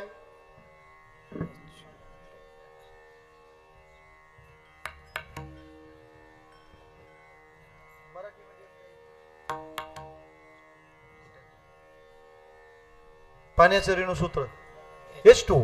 इकडूनच्या पाण्याचं सांगितलं तरी चालेल. बरं, मी आता असं विचारतो, पाण्याचं रेणुसूत्र काय? H2O. सगळ्या पाण्याचं सूत्र H2Oच आहे ना? मग पाणी प्यायचं असल्यावर बेसिनच्या नळाचं का पित नाहीत? विठ्ठला. तेव्हा काय ॲक्वाचा नळ शोधता? सगळ्या पाण्याचं रेणुसूत्र असलं तरी त्या जागेवर त्या पाण्याचा सन्मान असतो. तिथं तसंच पाहिजे. तसे संत या जगाला शिकवत आलेत. पण यात किती वेळ थांबायचं? आपला पूर्ण बोध काय ते पाहिलं पाहिजे. आणि अध्यस्त दृष्टीकडून अधिष्ठान दृष्टीकडे महाराज आलेत. ते म्हणतात, आता आम्हाला कोणातच अवगुण पाहायचं नाही. आता सगळं माझ्याकरता परमात्मा स्वरूप आहे. आपण जी माळ घातली ना गळ्यात, ज्यांनी घातली त्याला विचारा, ही का घातली माझ्या गळ्यात? विठ्ठला. बरीच माणसं ऍक्सिडेंटली माळकरी झालीत म्हणून घोळ होतात. विठ्ठला. ऍडमिशन लेट झालं तरी चालेल, पण थेट असलं पाहिजे. हा, कन्फर्म करा की का माळ घातली. काही ना तपासच नाही. एकाला इस्त्रीचा शॉक लागला, ते गेले बघायला त्याला हॉस्पिटलला. बघण्यासारखा नसतो तेव्हाच माणसाला बघायला येतात. पाय बांधलेला, इकडून सलाई, नाका तोंडात नळ्या, आणि खायचं नसतं तेच पिशव्या भरून आणतात. सफरचंद, अननस, चिक्कू, पेरू, ढीक. आणि त्याला डॉक्टरनी सांगितलेलं असतं सलाईन मधूनच मिळेल. ते ज्याच्यासाठी आणलेत ना त्यांनी फक्त बघायचे असतात. ते पाहुणे निघून गेले का त्या पेशंटच्या जोडीला एक माणूस ठेवलेला असतो. प्रत्येक कुटुंबातला तो माणूस ठरलेला असतो. तो असा टाचावर करतो, जेल जेल कडी लावून घेतो दरवाजाची आणि उघडतो ते कपाट, अख्खी फळं बाहेर काढतो. ज्याच्यासाठी आणलेले असतात त्याची कर्माची फळं असतात ही. त्याला दाखवतो हा एक एक घास मारतो. घेतोस का रे, घेतोस का रे. गरीब माणूस श्रीमंताचे उसने पैसे परत देताना जसं म्हणतो ना, देव का देव का, अरे तू सुटत नाही काय देव का म्हणतो, देतच नाही ते. विठाला घेतो का एक दोन, घेतो का एक दोन, खातो. हा कमी जीव तळमळत असेल, त्याचं कमी तळमळत असेल. मला म्हणायचं काय, त्याच्या पुढे खरी गंमत असते. ते डॉक्टर सांगतात याला आता घरी न्यायला हरकत नाही. पेशंट पण म्हणतो मला कंटाळा आलाय, मला घरी जायचंय. तो जोडीचा माणूस म्हणतो नाही नाही नाही, पुरा बरा होऊन दे. तो काय सांगल, कारण याची योजना बंद पडणार आहे. विठ्ठल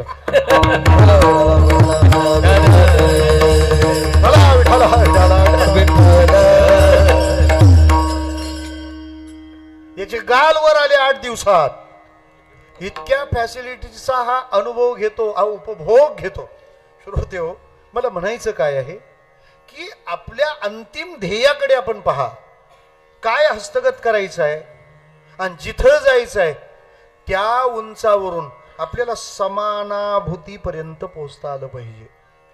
सगळंच समान, काही खाली नाही काही वर नाही. व्यवहारात केले ना मग आता संपलं पाहिजे. सगळ्यामध्ये तो आहे एवढाच पाहायचा, बाकी काहीच पाहायचं नाही. काय झालं, एका गावचा सप्ताह चालू होता. ते सप्त्याला बुवा लोक येत राहतात आणि मग ह्या गावचे बुवा लोक दुसऱ्या गावच्या सप्त्याला गेल्यानंतर तिथं ज्यांनी ज्यांनी व्यवस्था केली त्यांना आपल्या गावात आल्यावर पण व्यवस्था करायची असते. ठरलेलं आहे. ज्या पिरियडला सप्ताह असेल त्या पिरियडची व्यवस्था. म्हणजे दत्त जयंतीचा सप्ताह आहे, वालाच्या शेंगा विठाला,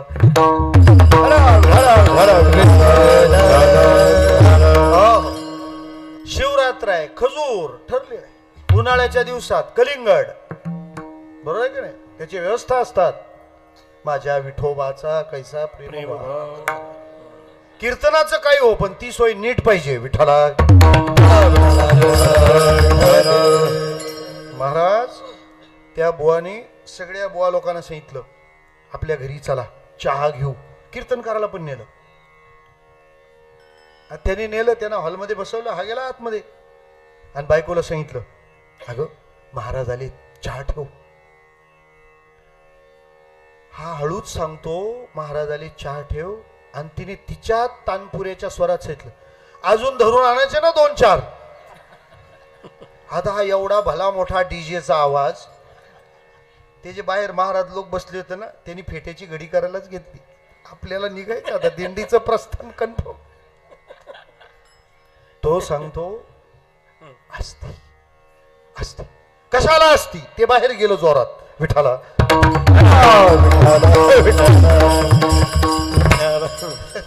तिकडून महाराजांनी आवाज दिला पाटील निघतो आम्ही. नाही नाही महाराज बसा, थांबा बसा, थांबा. ठेव चहा. काय चहा ठेव, वाजलेत किती दिसत नाही.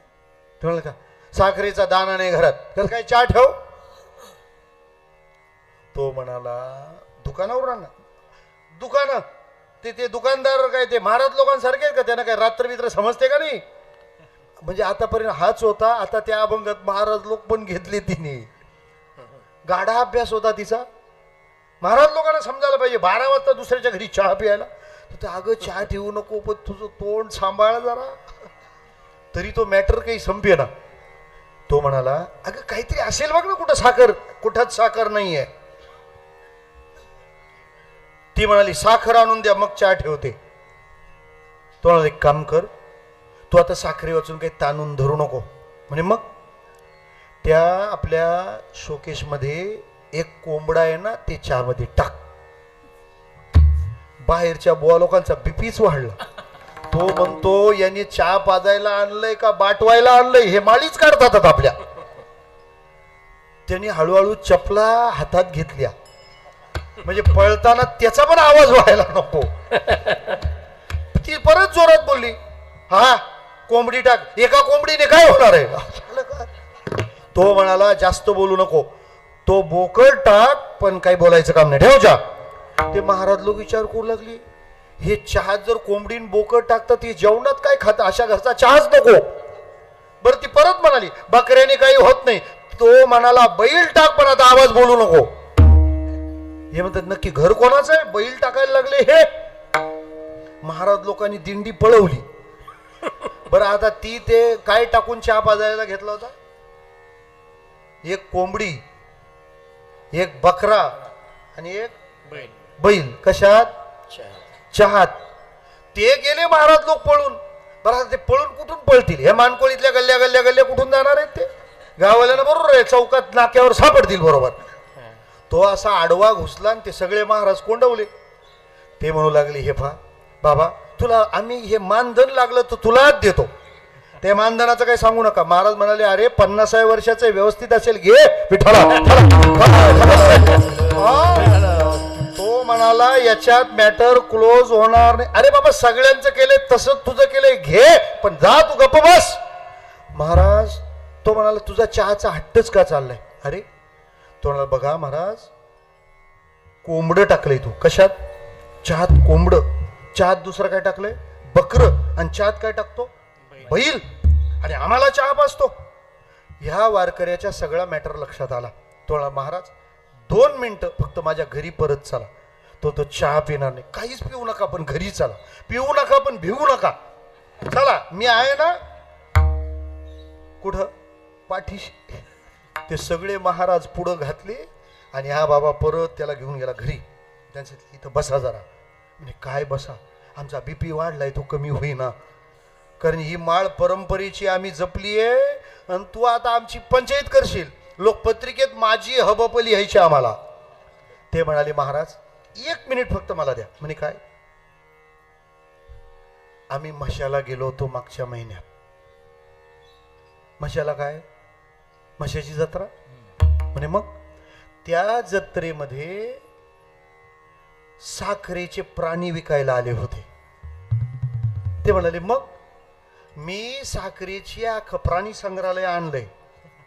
म्हणजे हा कोंबड, बकर, बैल हे सगळे कशाचे आहेत, साखरेचे. म्हणजे मग ते तू आम्हाला काय सांगतो, तुम्ही चहा प्यायला का तयार नव्हते. तुम्ही म्हणता ते चहामध्ये कोंबडं टाकले, बकरं टाकले. महाराज ते जे साखरेचे प्राणी बनवून आणले होते ना म्हशाच्या जत्रेतले, कोंबडं टाक म्हणजे ते साखरेचं कोंबडं टाक, बकरं टाक म्हणजे साखरेचं बकरं टाक, बैल टाक म्हणजे साखरेचा बैल टाक. महाराजांनी कपाळा हाल झाला. असा होता का काय. म्हणजे मग हेच तर ते आहे. ते म्हणाला आता हत्ती टाकला तरी चहा पिऊ विठाला.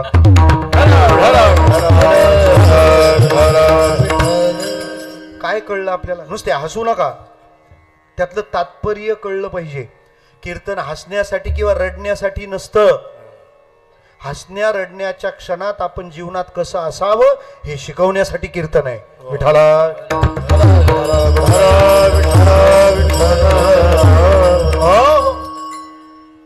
काय कळलं, प्राण्यांचे आकार होते तोपर्यंत भेद होता ना.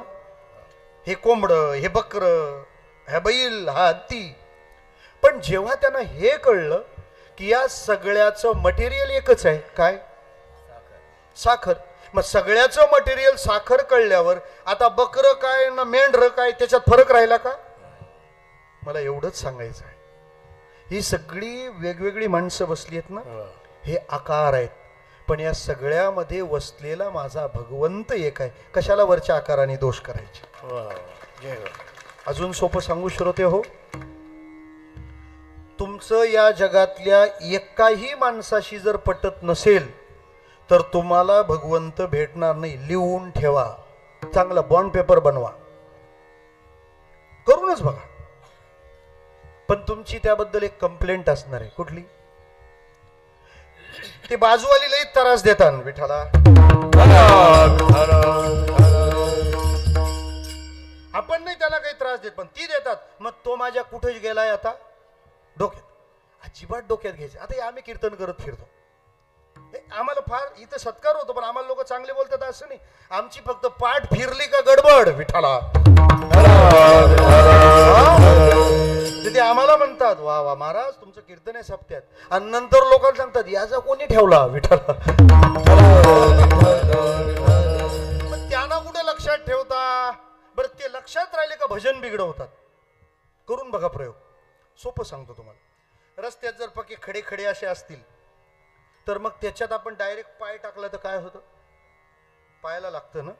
मग त्याच्यासाठी आपण बूट घालतो. म्हणजे पक्के खडे असले तर त्याच्यात काय घालून जायचं? बूट घालून जायचं. पण जर त्यातला एखादा खडा बुटात आला तर लय आनंद ना. जिथं असेल तिथून देव आठवतो, डायरेक्ट अख्खा रंग सोडून काढतो. तसं मत्सर करणाऱ्या माणसांमध्ये तुम्ही राहा, तुमच्यात त्याचा मत्सर येऊ देऊ नका. भगवंता ही तुझी लीला आहे, बास. आपण त्याच्यात लुडबुड करायची नाही. एक जरी माणसाचा द्वेष कराल अख्खा परमार्थ बिघडेल. का? तुम्ही जप करायला घ्या, देव नाही तोच दिसेल. लिहून घ्या विठाला. मी सांगतो तुम्हाला, आपल्याकडचे लग्न समारंभ फार अभ्यासाचा विषय. निम्मे लग्नातल्या साड्या चुलत भाऊ आणतात. विठ्ठला विठ्ठला. तिला विचारतात सखा भाऊ आला नाही, ते हायवे गेला ना आमच्या शेतातल्या. विठ्ठला. भावानो आणि बहिणीनो, आपण आता सुधारलं पाहिजे. असा समारंभ दाखवा का जिथं वादावाद नाही. किती भयानक आहे, किती. दोन्हीनी पण सुधरा. मी त्या दिवशी सरवली पाड्याच्या कथेत अर्धा तास घालवला या गोष्टीसाठी. का? महाराज आमचा पहिलाच प्रश्न सुटला नाही तर दुसरा काय सुटणार आहे? काय परिस्थिती ओढवली आपल्याला. निम्मे भाऊबीज चुलत भाऊ आणतात आणि तोच कलाकार आहे, तोच फोन करतो पेमेंट आली हा विठ्ठला.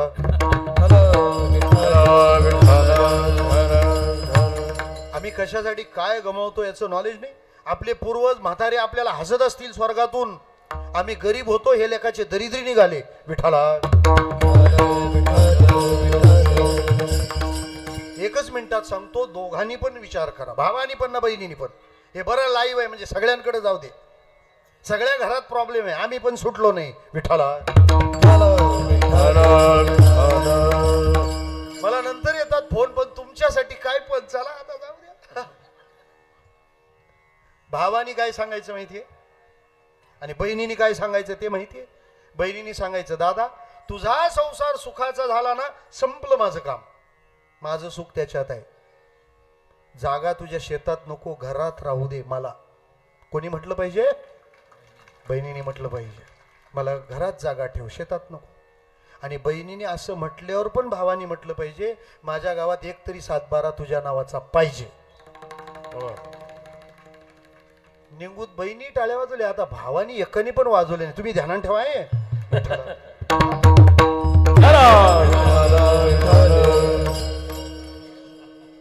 बहिणीनी सोडायचं लगे, भावानी सोडायचं गपचूप बघत बसले. महाराज फुटला म्हणे. त्यांना वाटलं त्यांच्याच पक्षातला माणूस दिसतो. दोघांनी पण शहाणं व्हा. कोणापासून सावध राहायचं ते पण सांगतो. बहिणीने नवऱ्यापासून, भावानी बायकोपासून. विठ्ठला.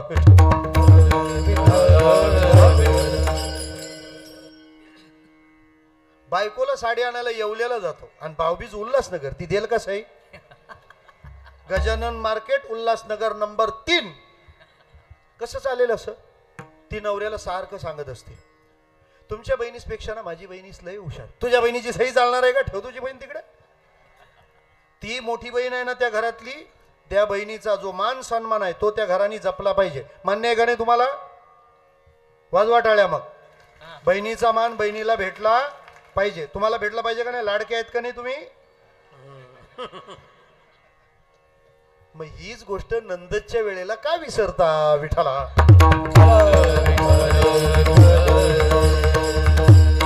पंडित बुवा तुम्ही सांगायचं बायकोला, तू ग बस, माझी बहीण आहे ना, आणि तिने पण ध्यानात घ्यावं, तिने सांगा बाबा तुमच्या भावा बहिणीच्या नात्यात मी मध्ये येणार नाही, तुमचा स्नेह असला पाहिजे. आईच्या एका पोटात दोघांना जागा होते, पण एका मंडपात दोघे येऊ शकत नाहीत, इतकी भयान स्थिती आम्ही निर्माण केली आहे. भावानी लक्षात घेतलं पाहिजे, माझ्या बहिणीचा सन्मान मी ठेवेन, आणि बहिणींनी ध्यानात घेतलं पाहिजे. आज संपत्तीसाठी जर माहेर तुटलं ना, तर रडायला तुम्हाला जागा नाही. रडावं ज्याच्या खांद्यावर तो खांदा नाही, खांद्यावर जाईपर्यंत नाही. कोणाच्या खांद्यावर रडणार आहे? भावाचाच खांदा लागतो रडायला त्यावेळेला. ते दुःख त्यालाच सांगता येतं. तुम्ही कोणापासून सावध राहायचं? दादा भाई नाही, नवरोजी, कारण तोच खरा गेम चेंजर आहे. तुम्हाला अंदाजच येत नाही काय गंगाधरच शक्तिमान आहे. विठ्ठला विठ्ठला. तो लग्नाला जाऊन आलो ना का मग तिला सांगतो, तुला कोणी विचारलंच नाही. सही देताना पाव काही नाही, सगळ्यांनी विचारलेलं असतं, पण हा कुठून सुरुंग लागतो ते पाहतो. मला काय म्हणायचंय, संपत्ती तर संपत्ती जाते, नाती तर नाती दुरावतात. जो काळ हरिभजनात हरिकीर्तनात जायचा तो कोर्टात जातो. आणि सगळ्यात महत्वाचं, ज्याला द्यावं लागतं तो पण आनंदात राहत नाही, आणि हिसकावून जो घेतो तोही आनंदात नाही. सर्वे करा अख्ख्या समाजाचे. एक गोष्ट फेल गेली तर आपल्याला भेटा. विठ्ठला. हीच गोष्ट जर प्रेमाने केली तर किती छान आहे. दोघं भांडले पाहिजेत. भावाने म्हटलं पाहिजे नाही ताई तुला हे घ्यायचंच, आणि ताईनं म्हटलं पाहिजे अरे माझ्या शब्दाला किंमत आहे, मला दुसरं काही नको. ह्या गोष्टी ह्या विचारांची आज गरज आहे. आपलं पहिलं दुखणं ते आहे. ज्याचा द्वेष केला आपण त्याला नाही विसरत. मंडपात गेल्यानंतर ते आपले नम्रला विचारतात, मग ती पण आली असेल ना? कोणती? म्हणजे हिच जिच्याशी पटत नाही ती. मग तो म्हणतो काही दिसली नाही, ती काही तिकडं पुरच बसले. म्हणजे तुम्ही बघितलं का? हा, आपण आशेल्यांच्या तोंडा काढून तुलाच दिसली पहिलं. मंडपात 100 माणसं प्रेम करणारी असू द्या, माणूस असा खुर्चीतून वाकू कोणाला पाहतो माहिती? ज्याच्याशी पटत नाही त्याला. आणि महाराज तुम्ही नाम जपायला घ्या, माळ जपायला हातात घ्या, तुम्ही डोळे मिटा, विठोबाच्या ऐवजी तोच माणूस तुम्हाला नाही दिसला तर मला विचारा. द्वेष असो नाही तर आसक्ती असो, माणसात ठेवू नका. तुम्हाला भांडायचं आहे ना, तुम्हाला रुसायचं आहे ना, अरे पांडुरंग पडलाय ना. कसले भांडले आमचे संत.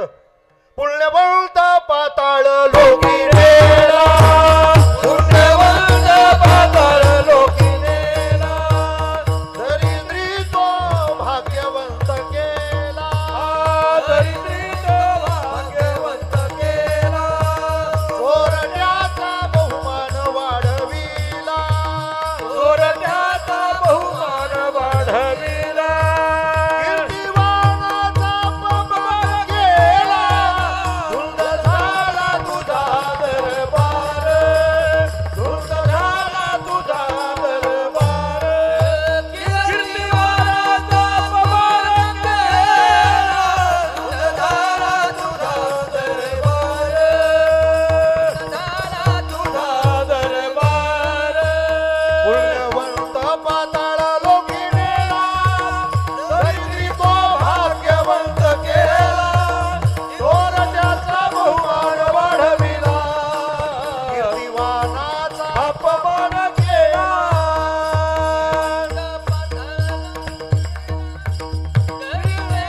भाग्यवंत केला, चोरट्याचा बहुमान वाढविला, कीर्तिवानाचा अपमान केला. भजनात माघार नाही तर भांडणात माघार कशाला म्हणायचंच. संतांनी भांडण देवाशी केलं, कारण भांडण झालेला माणूस लक्षात राहतो की नाही. आसक्तीचा माणूस हृदयात आणि वैराचा माणूस डोक्यात राहतो. दोन्ही जागी देव. आम्ही न देखवा उगुणा, पापी असो पवित्र असो आमच्याकरता भगवंत आहे. म्हणून आम्ही ठरवलंय देवा सगळे जर तुझेच असतील तर सगळ्यांची सेवा करा. अवघी रूपे तुझी देवा, अवघी रूपे तुझी देवा, अवघी रूपे तुझी देवा,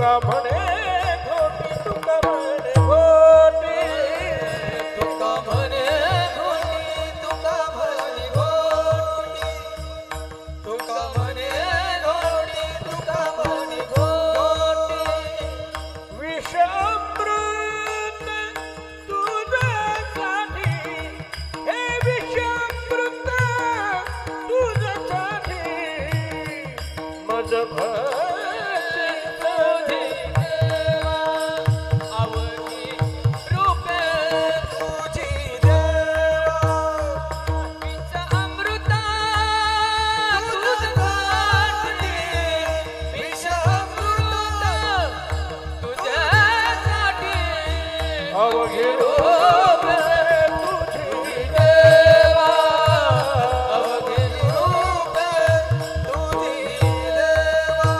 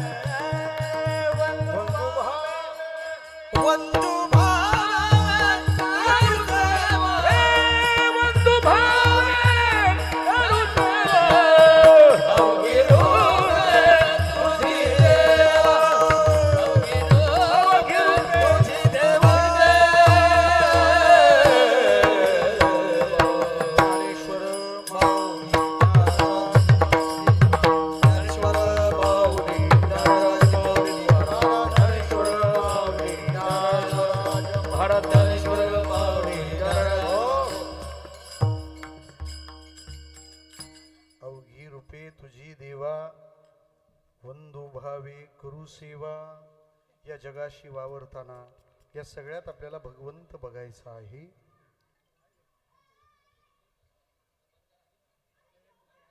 जप तप कर्म क्रिया नेम धर्म सर्वा घटी राम भाव शुद्ध.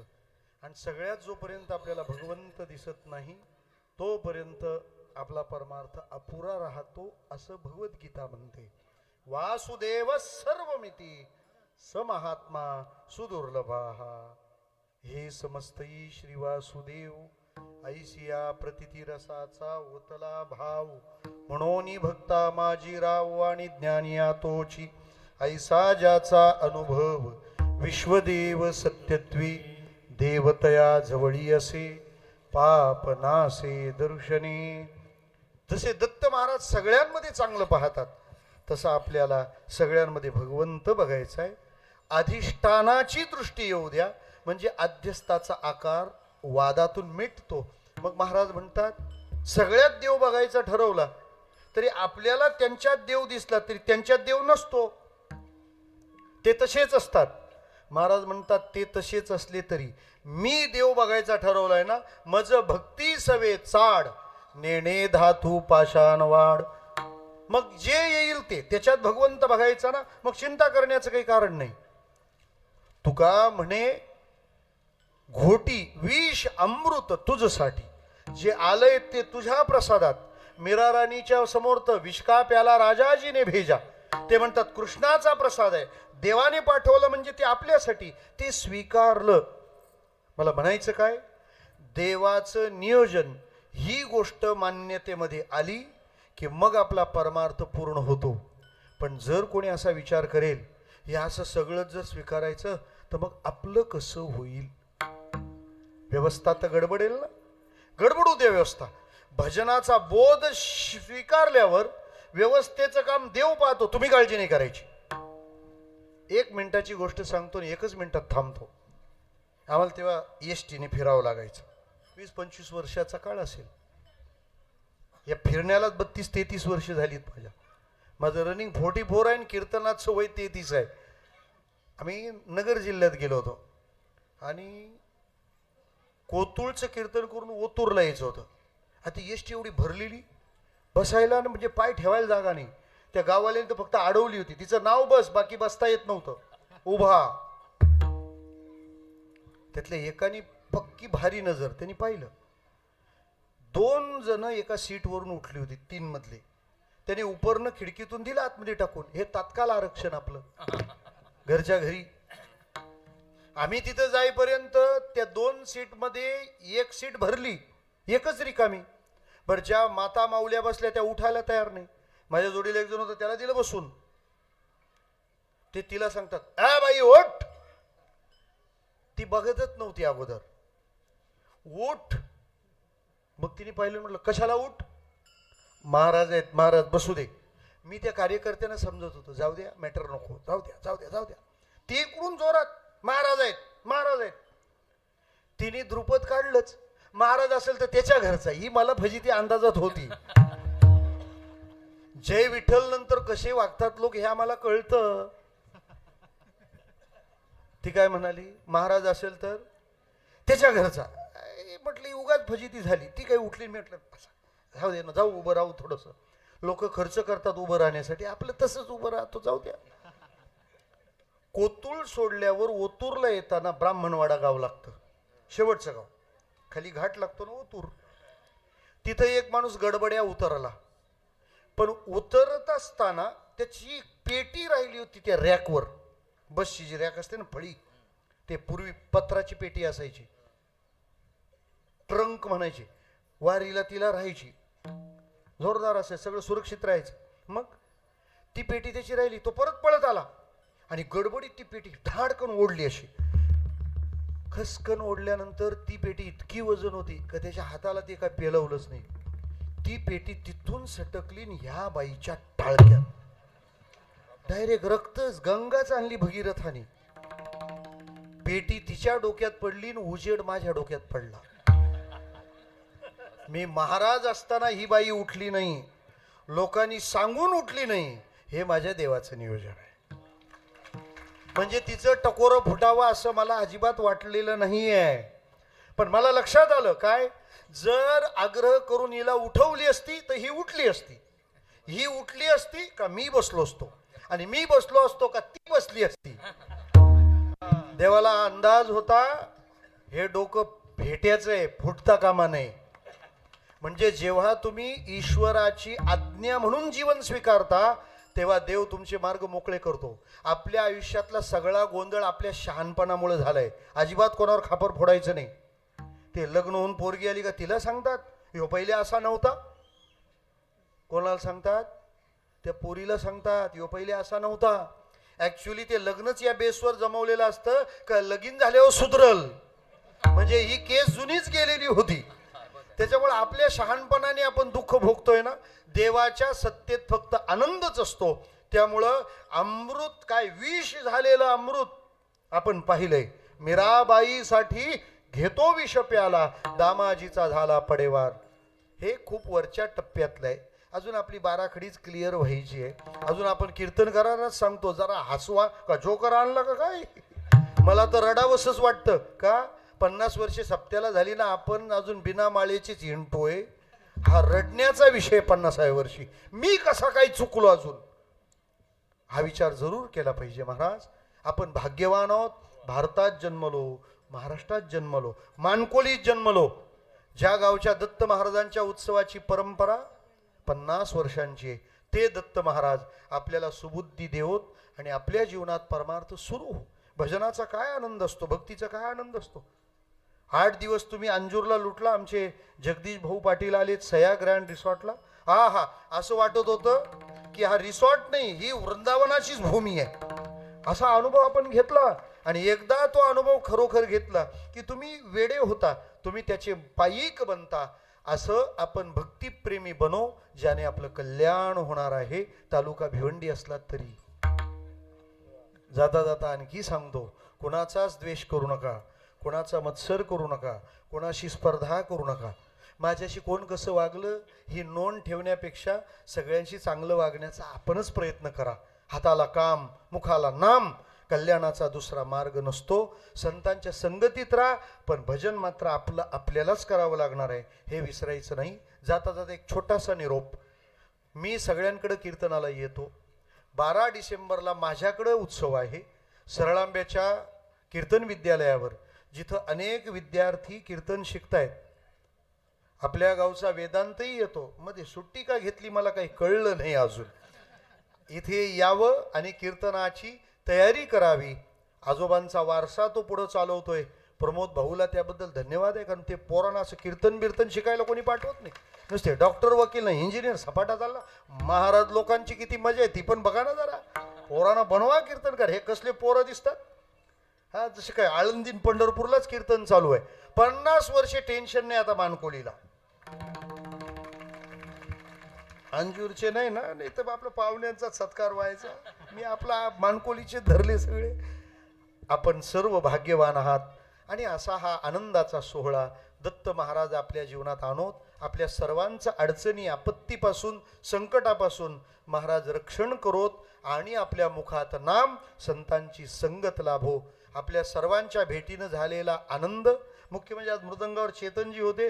म्हणजे कोकणातल्या मृदंगाचं वैभव आपल्याला ऐकायला मिळालं. त्याचा फार आनंद हृदयात ठेवतो आणि तुमच्या सर्वांच्या दत्त श्रद्धेला प्रणाम करून थांबतो. 12 डिसेंबर सकाळी 10 ते 12 सरळांबे उद्धव महाराज मंडलिक यांची कीर्तन सेवा होणार आहे. सर्वांना सादर निमंत्रण आहे, यायचंच आहे. जे उत्सवाला येणार नाही त्यांनी परत आपल्याला तारखेचा फोन कराल तर बघा. तुम्ही नुसती आयर घेता, फेडायचे कोणी. आपल्या सर्वांना कालेरपासून सगळे त्याच्यात आले. सगळ्यांना प्रेमाचं निमंत्रण आहे. आपण सर्वांनी यावं. आता खुर्ची आलेली आहे, माझ्या म्हणण्याप्रमाणे आली. ती फुलबाजासारखी लवकर नाही आली.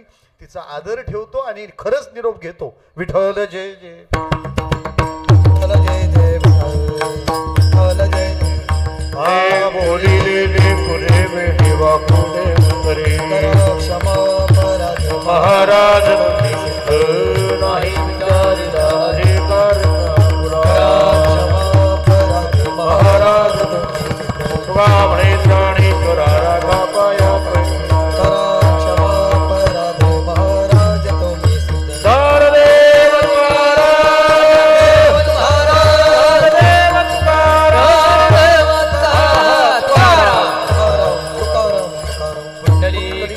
विठ्ठल श्री ज्ञानदेव तुकाराम पंढरीनाथ. कोणी जागेवरून उठू नका. 5 मिनिटं फक्त कोणी जागेवरून उठू नका. मुलांनो टाल कुठेही टाकू नका. टाल इकडे इकडे आहे ना साईडला ना मुलांनो.